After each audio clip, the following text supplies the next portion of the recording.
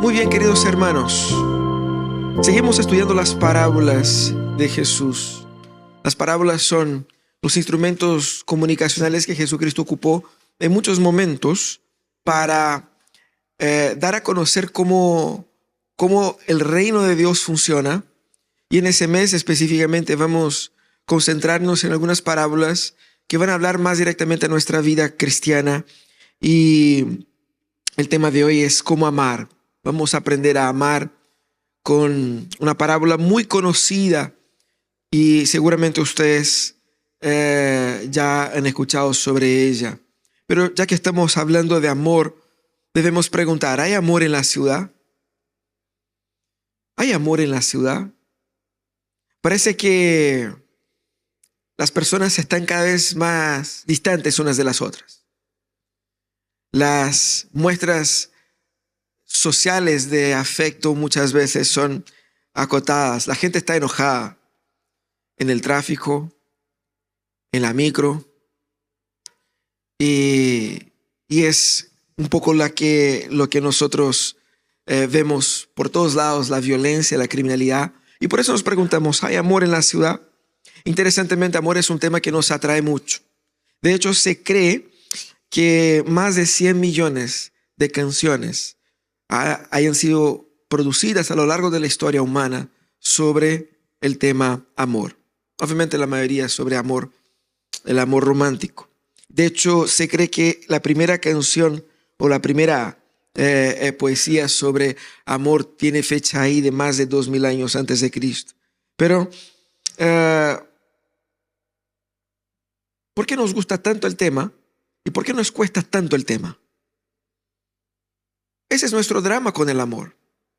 Todos queremos ser amados y todos queremos amar, pero vaya que nos cuesta amar. Parece un tema fácil. Amén. Como si amar fuera fácil. Y el punto que queremos meditar en esta mañana es que amar no es fácil. Y muchas veces utilizamos esa expresión, amar y querer amar y hacer amar, para más que nada proyectar un anhelo que manifestar una acción. Y eso es lo que vamos a conversar hoy día sobre amor. Jesucristo habla sobre ese tema en el texto que está en Lucas, en el capítulo 10, ahí de los versos 25 al 37. Es un evento muy peculiar donde Jesucristo fue confrontado por un experto de la ley. Mira lo que dice el texto. Lucas 10. Abre sus Biblias ahí y acompáñenme en esa lectura. En esto se presentó un experto en la ley y para poner a prueba a Jesús, se puso de pie y le hizo esta pregunta. Maestro, ¿qué debo hacer para heredar la vida eterna? Jesús les respondió, ¿qué está escrito en la ley? ¿Cómo la interpretas tú? Como respuesta, el hombre citó, ama al Señor tu Dios con todo tu corazón, con todo tu ser, con todas tus fuerzas y con toda tu mente, y ama a tu prójimo como a ti mismo. Bien contestado, le dijo Jesús, haz esto y vivirás. Pero él quería justificarse, así que le preguntó a Jesús, ¿y quién es mi prójimo? Jesús respondió, bajaba un hombre de Jerusalén a Jericó y cayó en manos de unos ladrones. Le quitaron la ropa, lo golpearon y se fueron, dejándolo medio muerto.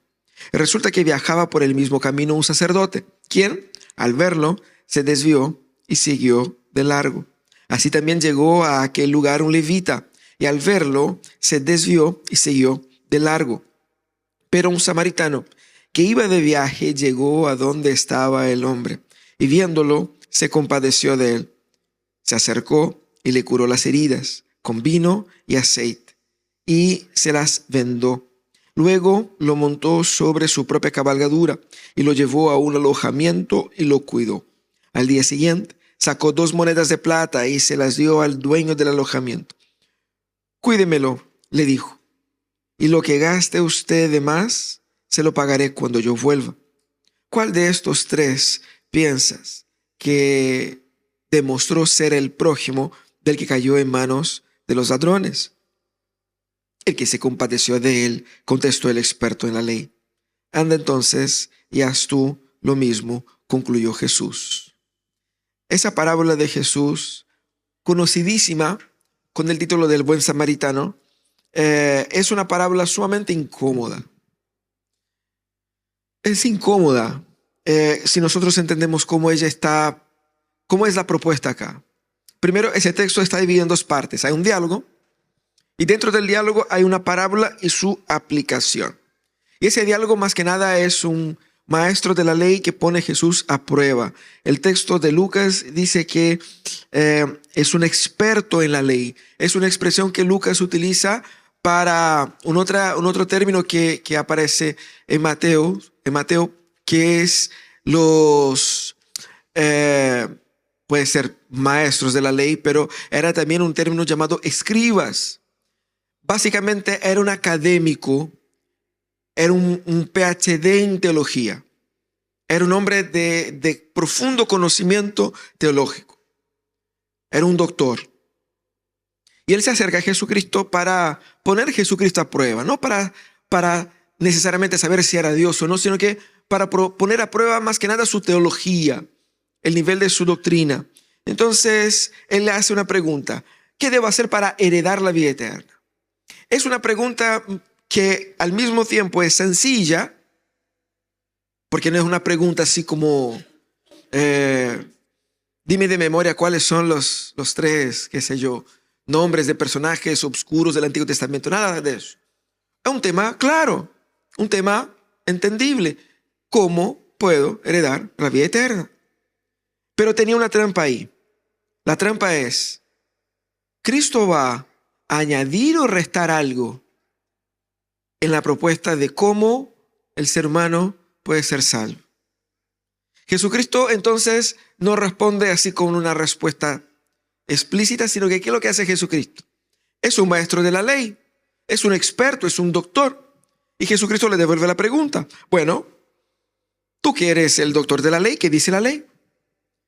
Y ahí el maestro obviamente él se expuso solo, ¿no? Jesucristo estaba ahí tranquilito, él fue el que interpeló a Jesús y Jesús le devuelve la pregunta, ¿qué dice la ley? Y él va y cita dos textos en Deuteronomio 6:5 y Levíticos 19:18. Ama al Señor tu Dios con todo tu corazón, con toda tu mente, con todas tus fuerzas y ama a tu prójimo como a ti mismo. Jesucristo dijo, perfecto, haz eso y vivirás. Él quedó incomodado porque claramente el medio que quedó en vergüenza. Él quería exponer a Jesucristo y Jesucristo le dio una respuesta obvia y él quedó así como, ¿por qué le preguntáis cosas obvias? Entonces uno queda así como incomodado y viene con una segunda pregunta. ¿Pero quién es mi prójimo? Esa pregunta tiene un sentido porque él quería primeramente justificarse para no quedar mal, pero también esa pregunta tenía que ver con una discusión interna entre los académicos, entre los maestros de la ley, entre los fariseos, porque ellos en muchos contextos entendían ese texto de Deuteronomio 6 y de Levíticos 19 como que ama a tu prójimo judío. Incluso los fariseos interpretaban como ama a tu prójimo fariseo. Porque si la persona con la que interactúas no es una persona que obedece y sigue la ley tan estrictamente como tú, esa persona no es digna de nada sino que de desprecio. Y eso era una discusión. Entonces él quería más que nada probar ahí a ver Jesucristo con quién se cuadra. Con aquellos que son más puristas y van a decir solamente los ama a los buenos y solamente a los buenos. Y a los malos fuego del infierno. Ni los mires, deje que mueran.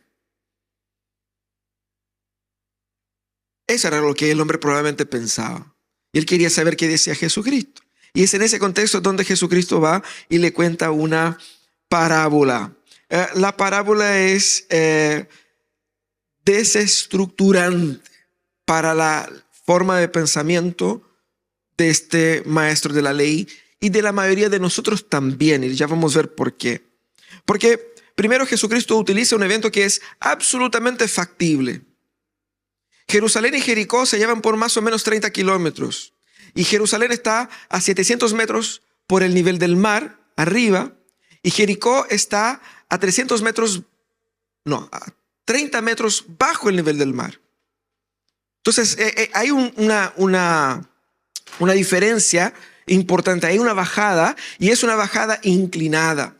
Y era famosísima la situación de ese trayecto que por su estrechez y por sus condiciones geográficas facilitaba mucho las enceronas. Entonces aquí tenemos un evento tan contemporáneo, te lo puede encontrar en la costanera norte, de repente eso te pasa por ahí, ¿cierto? Es eso. Era oscuro, era hostil, era peligroso. Y Jesús escribe que un hombre bajaba por ahí y en la mente de los personajes, todos de las personas que estaban ahí, era sumamente factible. Podría ser yo, podría ser mi tío que estuviera bajando por ahí. Por lo tanto, era tan verídico que algunos, o era tan factible que algunos teólogos dicen que es posible que Jesucristo esté mencionando un evento real. Pero bueno, no tenemos evidencia de eso. El tema es que bajaba por ahí también un sacerdote. Bueno, ese muchacho bajaba y el texto dice que él fue atacado, golpeado, le quitaron su ropa, le dejaron medio muerto para morir ahí al costado del camino. Bajaba un sacerdote después de haber servido por todo un turno en el templo, sacrificando al Señor, adorando a Dios, liderando la nación en la adoración al Señor. Él estaba regresando a su casa. Él bajaba por ahí. Y el texto es explícito al decir que él bajaba por ahí, lo miró y dio vuelta. Y siguió su camino.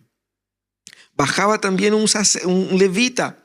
El levita es el auxiliar del sacerdote, pero también alguien que está involucrado, que estuvo involucrado en todo un turno de servicio en el templo de Dios. Estos dos hombres bajan por ahí y se hacen el quite al medio muerto que estaba ahí. Un hombre, probablemente un judío. El texto no explícita si es judío o no, pero la ausencia de mención de su origen indica que sí. Y ellos desvían y siguen su camino. Hasta ahí todo bien. Pero Jesús ahora introduce un nuevo personaje. Jesús aquí introduce un villano que se convierte en héroe de la historia. Y es una parábola incómoda porque vemos las actitudes correctas en la persona incorrecta, que va y actúa en rescate a esa persona que estaba semi-muerta ahí. El acto de misericordia que Jesús presenta acá es llevado a extremo. El hombre no le da una manito nomás, un apoyo nomás, un voy a orar por ti, un que te llamo a alguien, llamo a tu familia o algo parecido, sino que el hombre hace un servicio 100 de 100 y lo sirve completamente. Y al final Jesucristo le devuelve la provocación al provocador y le dice, ¿quién fue el prójimo del hombre que estaba postrado a la muerte? El maestro de la ley no utiliza la expresión fue el samaritano. Él dijo, fue el que se compadeció de él. Hasta el último suspiro, él todavía resiste en su orgullo cultural. Pero con eso Jesucristo no destruye a su oponente, sino que con esa respuesta Jesucristo va y dice, anda tú y haz lo mismo. Y algo tan sutil, pero al mismo tiempo para los oídos de este hombre de la ley, casi ofensivo. ¿Cómo voy a tomar como paradigma, como modelo, un personaje tan sin valor como un samaritano? Aunque sea un samaritano hipotético, pero para él incluso los samaritanos hipotéticos son objeto de desprecio. Jesucristo con esa parábola nos provoca y provoca la espiritualidad contemporánea de dos maneras. Dos provocaciones que hace Jesús y dos desafíos que Jesucristo te pone a ti y a mí en esa mañana. Lo primero es que Jesucristo desafía, y es evidente acá, la hipocresía de la religiosidad. Jesucristo desafía la hipocresía de la religiosidad. Primero, porque ¿cuál es el tema central aquí? El tema central no es el amor, el tema central es ¿qué debo hacer para heredar la vida eterna? Esa pregunta no era solamente una trampa, sino que ella apunta hacia el centro de toda espiritualidad. Toda la fe se resume a la respuesta de esa pregunta. ¿Qué debo hacer para heredar la vida eterna? Y más, cuando nosotros aplicamos la respuesta a esa pregunta, damos forma a cómo se vive la vida espiritual. Yo voy a vivir según lo que yo entiendo, que eso es lo que se debe hacer una persona que ha alcanzado la vida eterna. Y es interesante que esa pregunta no está suelta y no es una pregunta teórica, sino que por la boca de la persona que la hace. O sea, la persona que hace la pregunta importa en ese momento. Porque no era alguien buscando salvación. No es como si ese hombre pudiese dudar de qué puede hacer para ser salvo. Una duda genuina que algunas personas se acercaban, con la que algunas personas se acercaban a Jesús. No, él hacía una pregunta desde el punto de vista académico, teórico, y para provocar. Él sabía, o él creía que sabía. Él quería saber si Jesucristo defendía la misma postura que él. Por lo tanto, no es una pregunta genuina en el sentido de ¿qué yo debo hacer? Sino ¿qué es lo que Jesucristo cree que debe ser la salvación? Y por eso es interesante, porque ese cuestionamiento nace de la religiosidad. Desde su religiosidad él tiene una teoría. Y él quiere comprobar si Dios está de acuerdo con él. Y es así como muchas veces nosotros hacemos. Creemos en ciertas cosas con una apariencia religiosa y queremos que Dios esté de acuerdo con nosotros. Queremos convencer a Dios de nuestra teología. Eso es lo que este hombre estaba tratando de hacer. Pero aquí Jesucristo va a desenmascarar su religiosidad y su hipocresía. Porque Jesucristo primero va a poner ahí una experiencia totalmente realista. Y es tan realista que ese hombre podía verse en esas circunstancias. De hecho, él sabía que eso podría pasar con él. Y quizás, es posible que parte de la intención de Jesús era que ese hombre se viese en la figura del que sufre. Y por eso Jesucristo no menciona ningún maestro de la ley bajando por ahí, solo sacerdotes y levitas. Así como que para qué ser tan confrontador, ¿cierto? Jesús también era sabio. Mira, ambos estaban regresando del servicio religioso, el sacerdote y el levita. Y regresando es importante. ¿Por qué digo que estaban regresando? Porque quizás el texto de la NBI no traduce de igual manera la palabra que se refiere a pasar por ahí, porque literalmente el texto en griego dice que ellos estaban bajando. El camino es conocido, es una bajada. Ellos no estaban yendo a Jerusalén para adorar a Dios, porque eso podría ser una excusa válida, porque tocar a un muerto, porque era la posibilidad de que estuviera muerto, tocar a un muerto implicaba, según la ley, en una condición de impureza y por lo tanto inviabilizaba el servicio al Señor por 7 días. Entonces, si yo estoy yendo a trabajar para servir a la comunidad, me voy a abstener de tocar a un posible muerto para evitar no estar contaminado e impedido de servir. Si él estuviera subiendo, tendría algo de sentido. Alguien podría pensar, ¿es la vida de un ser humano o el servicio religioso? También. Pero aún si estuviera subiendo, uno podía, ¿cierto?, decir, pucha, no puedo.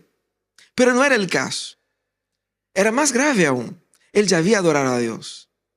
Estos dos hombres que habían liderado la nación en la adoración a Jehová estaban pasando por ahí. Ellos, más que cualquier otra persona del pueblo, eran la expresión de amar a Dios con todo tu corazón, con toda tu mente, con todo tu ser. con todas tus fuerzas y al prójimo como a ti mismo. Ellos eran debiesen ser la encarnación de esos mandatos. Ellos pasaron por ahí y se hicieron desentendidos. Pasaron por ahí y siguieron camino. Y eso confronta a mayoría de las personas que estaban ahí, porque claramente lo más interesante es que yo sé, o yo me puedo imaginar, que también era bastante factible la reacción de estos hombres. Porque lo que ellos hicieron, nosotros también haríamos. A veces juzgamos, ¿no? Es fácil juzgar a un extraño. Pero aquellos que debiesen vivir como expresión de amor de Dios y al prójimo, que estaban recién saliendo de la adoración misma a Dios, fueron incapaces de hacer lo más mínimo gesto de misericordia. No sabemos si por miedo, porque el camino era peligroso y podía ser una trampa, porque era conocido también esa trampa, no es de hoy día, ¿no? Que uno fije muerto y se acercan los ladrones cuando uno intenta ayudar. Pero también podría ser la indiferencia. Cual sea el tema, el texto muestra que ellos pecaron. Y es interesante porque cuando el experto responde a Jesús, ¿qué debo hacer para ser salvo? Él expresa lo que todo líder religioso debiese saber. Ellos sabían eso. Lo que la parábola revela es que todos esos hombres sabían que debiesen amar al prójimo. El problema es que ellos vivían una religiosidad que era tan solamente la cáscara, era externa, era de rituales, era de templo. Ellos obedecían la ley, solamente la ley que era performática. Ellos no obedecían la ley intencionalmente. Ellos no habían sido transformados por ella. Ellos vivían solamente la parte externa de la ley. Y es por eso que esa parábola es incómoda, porque cuestiona si tu fe funciona. ¿Tu fe funciona para qué? ¿Tu fe es simplemente la repetición de ritos? ¿Es simplemente la frecuencia rutinaria los domingos? ¿El cantar algunas canciones? ¿El cerrar los ojos en la oración? Porque a veces podemos ser muy estrictos con la forma externa de la fe, sin que esa fe tenga contenido, tenga vida. Y Jesucristo aquí hábilmente utiliza a un sacerdote y a un levita y no un experto en la ley, pero tanto para permitir con que el hombre se viese como víctima, como que también para que él pudiera ser crítico de todo ese evento desde afuera. Y Jesucristo muestra que actos externos, cuando no son resultado de un corazón transformado, ellos parece que incumplen la ley, pero no cumplen nada. Y esa es una crítica que ya vemos en el Antiguo Testamento, en los profetas, donde Dios dice con esas palabras: aborrezco a tus fiestas sagradas. Tu culto apesta. Dejen de hacer sus sacrificios y sus encuentros de adoración. Porque ustedes se reúnen todos bonitos, todos bañaditos, todos ordenaditos, para adorar como si ustedes fueran santos. Pero viven vidas de pecado, de opresión, de violencia, de adulterio, como si no fuera nada. Como si Dios no pudiera ver todo eso. Esa es la crítica que Jesucristo deja entrever acá. Y es importante que entendamos eso. Muchas veces refugiarse en expresiones externas de la fe para sentirse a salvo es no solamente hipocresía, pero es también una necedad absoluta. A veces nosotros nos refugiamos en la rigidez de nuestra obediencia externa, pero adentro del corazón no hay amor, no hay vida, no hay transformación. Jesucristo desafía nuestra hipocresía, porque podemos ser muy estrictos con la forma, pero nada estrictos con el contenido. El segundo desafío que Jesucristo entrega acá es el desafío de la arrogancia y la superioridad moral. Y eso es interesante, ¿por qué? Porque he escuchado mucha gente predicando sobre ese texto y hablando sobre ese texto para decir, ¿ves? La religión establecida, la iglesia establecida, la forma establecida, eso es totalmente basura. Lo importante es amar. Hay que amar y amar y amar. Amar nomás. Y no es necesario de nada. Y esa crítica, que parece ser muy humilde, nace de un corazón que está allá arriba, como que yo sí sé lo que es la justicia y el amor. No como estos sacerdotes y levitas hipócritas. Yo, desde la superioridad moral de mi comprensión de que lo correcto es lo correcto, puedo juzgar a las instituciones religiosas, a los líderes religiosos, como personas que no saben lo que están haciendo. Y Jesucristo desafía la arrogancia y la superioridad moral, tanto del judío como del no judío. Y es interesante porque en esa parábola hay palo para todos. A uno le gusta así como esas parábolas donde Jesús confronta a los fariseos, a los sacerdotes, a los saduceos y les da duro y uno dice, ves, así como que hinchando por Jesús, ¿cierto? Y Jesús empieza a aplicar hasta que el palo llega a mí también. Y eso es lo que hace Jesús acá. Jesús introduce aquí en la parábola un samaritano. Mira, la parábola iba bastante bien hasta que Jesucristo dice, y pasaba por ahí un samaritano. Y en la mente de la gente ahí, no, ¿para qué, Jesús? No te metas en eso, no te metas con... No, sí, ¿para qué? Pero pensemos, ¿y si en vez de un samaritano fuera un fariseo que bajara por ese camino y hiciera lo que él hizo? Ahí sí sería la parábola perfecta. Sería la parábola perfecta para la mentalidad de la gente, de los líderes de la religión.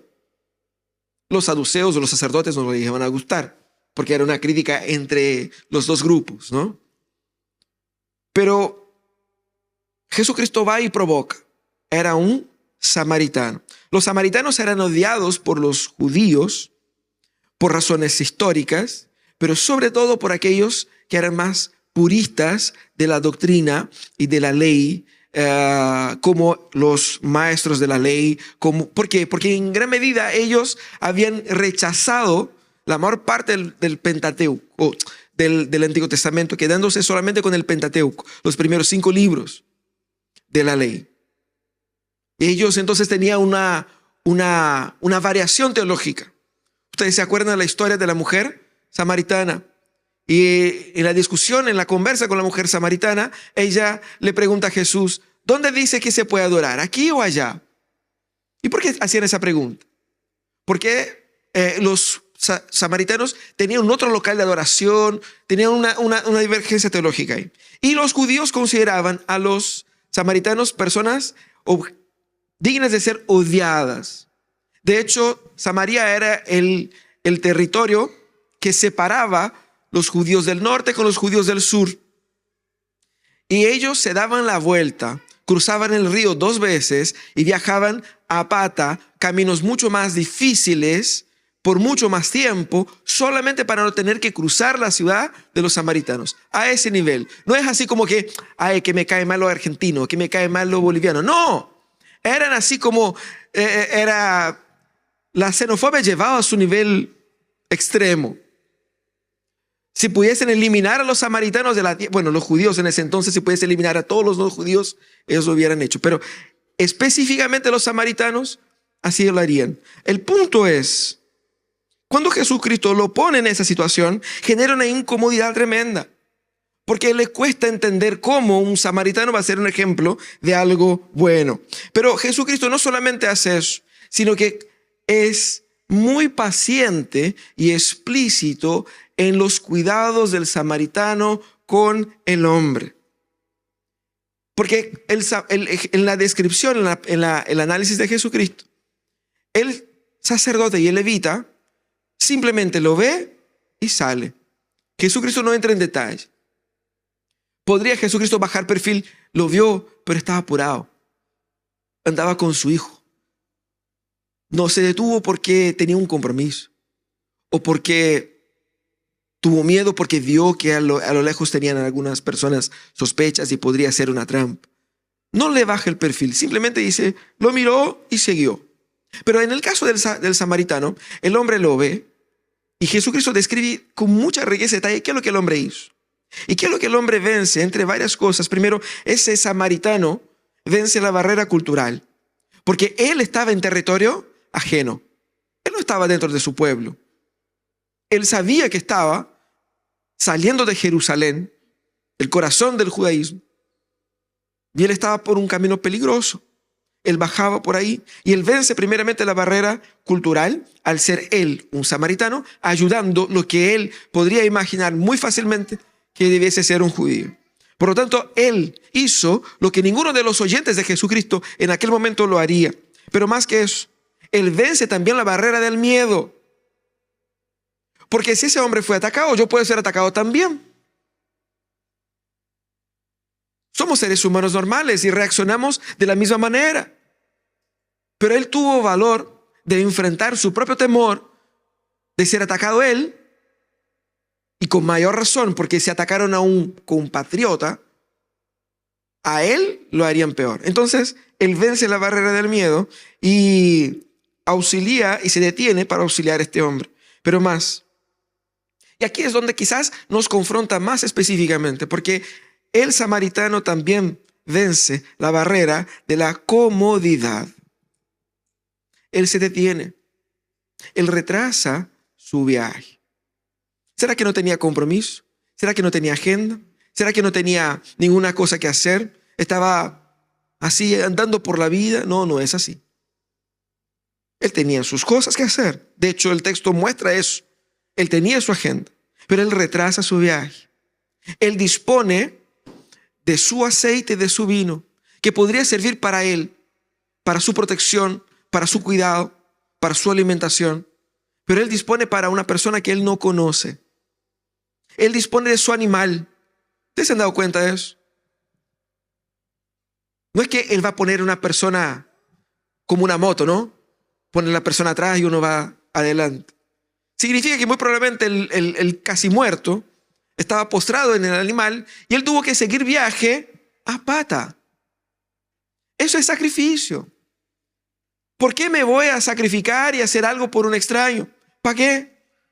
Arriesgándome todo. Él gasta su tiempo, él gasta su dinero también, venciendo la barrera financiera, que quizás sería la última barrera y una barrera que algunos podrían dedicar su tiempo, su esfuerzo, pero si le cuesta plata, no, ahí ya no. Ahí, bueno, hasta ahí nomás llegamos. Pero él vence también la barrera financiera, porque él llega al local, después de cuidar al compadre, tiene que irse porque es un hombre con compromisos y dice al cuidador ahí o a la persona que estaba cuidando el hospedaje, mira, aquí tení el dinero, y eran dos diarias de un trabajador del campo. Era dinero suficiente como que para cuidarlo por un periodo. Y dice, mira, aquí lo tienes. Y da de su dinero para pagar el cuidado y la protección de un extraño. Fantástico. Y esa última barrera es la barrera del compromiso. El compromiso es cuando yo vuelva, si ha quedado alguna deuda, yo pagaré. ¿Por qué no se deshizo del compromiso una vez que dijo, mira, aquí está, así que te dejo algo de plata y suerte, ¿ah? Y sigue su vida. Pero él se comprometió en regresar. Mira todo lo que ha hecho ese hombre. Pero la pregunta que vemos aquí es, ¿quién en el planeta Tierra es capaz de hacer algo así? Jesucristo lleva la acción de este hombre al extremo para mostrar que ni tú ni yo somos capaces de ser como este hombre es. Porque nos cuesta muchísimo. No es solo el fariseo, el saduceo, el sacerdote, el levita, el maestro de la ley, el religioso. La perfecta reacción del samaritano apunta hacia algo que es ideal. Lo menos real en esa historia toda no es ni siquiera que fuera un samaritano ayudando a un judío. Lo menos real en esa parábola toda es el nivel extremo de cuidado absoluto del amor de este hombre por un desconocido. Y es exactamente de lo que se trata el Evangelio. Y es ahí donde Jesús quiere conducir al maestro de la ley. ¿Qué ser humano es capaz de tamaña abnegación? Porque ese amor es el amor que exige la ley, para que por medio de la obediencia a esa ley pueda heredar la vida eterna. ¿Han visto a dónde Jesús conduce? Lo que Jesús quiere que él entienda es que nadie puede cumplir la ley de forma plena. Ningún ser humano es capaz de tamaña abnegación, honestamente. Quizás usted va a decir, no, pero yo he conocido gente que hace cosas buenas aquí, allá. En el nivel de perfección que Jesucristo, en el nivel extremo de perfección que Jesucristo pone, absoluto, ¿qué ser humano es capaz de eso? Y aquí nuestra superioridad moral se manifiesta cuando uno se quiere identificar con el buen samaritano, como yo soy más o menos así. Yo haría lo mismo, algo parecido. Y nosotros somos mentirosos y nos mentimos a nosotros mismos, porque creemos que somos buenas personas. Queremos creer que somos buena gente, que no hacemos daño a nadie. Pero cuando nos cuesta, cuando nos ofende, cuando es a ayudar a quien nos oprime, no hacemos eso. ¿Qué ser humano es capaz de hacer eso? Y es exactamente lo que quiere Jesús, conducirnos a una posición de desesperación, al descubrir que si es así como debemos vivir para ser salvos, no tenemos cómo ser salvos. No hay cómo, no doy el ancho. Y Jesucristo entonces nos llama a efectivamente a amar. Amar es la expresión verdadera de la fe cristiana, y eso es lo que Jesús dice a los discípulos en Juan 13. Saberán la gente que ustedes son mis discípulos si ustedes tienen amor unos por otros. ¿No es así? Pero el amar no es posible hasta que seamos nosotros los primeros transformados. Y Juan mismo va a decir allá en 1 Juan que nosotros nos amamos. ¿Por qué? Porque Él nos amó primero. Él fue objeto de la ira de Dios. Él fue rechazado por nosotros. Y Él nos amó cuando nosotros todavía éramos pecadores, cuando todavía lo rechazábamos. Ese es el amor perfecto. Cristo es el modelo y paradigma del amor perfecto. ¿Y qué es lo que es el Evangelio? El Evangelio es porque Cristo me ama, Cristo me da la posibilidad de que por medio de la fe yo sea progresivamente transformado hasta que finalmente llegue a ser como Cristo es en la eternidad. Cristo desafía nuestra superioridad moral al revelar que somos incapaces de amar hoy como Él ama. Pero sí somos al mismo tiempo llamados a amar como Él en la medida en que estamos en el camino de Jesús. Solamente por la fe en Jesucristo yo puedo dar el ancho de la ley, porque quien da el ancho es Cristo, y Cristo da el ancho y me incluye ahí en este pack. Pero al incluirme va transformando mi corazón para que progresivamente yo sea más parecido con Él. Ese es el Evangelio. Dependemos de un Salvador perfecto, y es exactamente cuando miramos a ese Salvador perfecto que nosotros seremos capaces de amar al prójimo. Tenemos dos peligros acá: el peligro de acomodarnos en la religiosidad externa y decir está todo bien. Soy miembro de la iglesia, he sido bautizado, he profesado mi fe, tomé la cena, frecuento los cultos, doy mi diezmo, hago lo que tengo que hacer, cumplo mis turnos, no llego tarde, llego a la hora, para que no me rete Ariel. Hago lo que tenga que hacer. Incluso el pastor dijo que había que unirse a Prodigy Kids. Me uní a Prodigy Kids. Comienzo la próxima semana. Soy fiel. ¿Será que con eso basta? La experiencia externa es importante, pero solamente es válida con el resultado de un corazón transformado. No se acomode en las expresiones externas de la fe, pensando que todo va a estar bien, cuando dentro de su corazón está un caos, sino que expone tu corazón al Señor para que tu experiencia externa sea verdadera expresión de un amor que está ahí. Ahora, sal también de la comodidad de la superioridad moral, esa que juzga a la expresión externa de la fe de otros, diciendo, no es necesario todo eso. Puedo adorar a Dios desde mi casa. Puedo adorar a Dios si yo voy una vez a la semana. No es necesario ser tan estricto con eso. Yo no soy tan cuadrado tampoco. Soy canuto, pero no soy fanático. Y así como, es casi como que una autovaloración, así como que yo no soy ignorante. Yo sí sé que no están así. Y uno se va acomodando así como que, no, el Diosito de arriba me apaña. No te apaña. No te apaña. Eso es pura falsedad. Tú te engañas a ti mismo, pensando que está bien, cuando no está. Vuelvo a la pregunta, ¿qué debo hacer para dar la vida eterna? Necesitas de Jesucristo. Que Jesucristo te confronte, te llame y te muestre que antes de aceptar a Jesucristo, debes estar profundamente desesperado. Esa desesperación donde uno abre la billetera y no hay ni uno. Se acabó. Sobran días y faltan billetes en mi mes. Se acabó. No tengo cómo. No sé qué hacer. No tengo otra opción.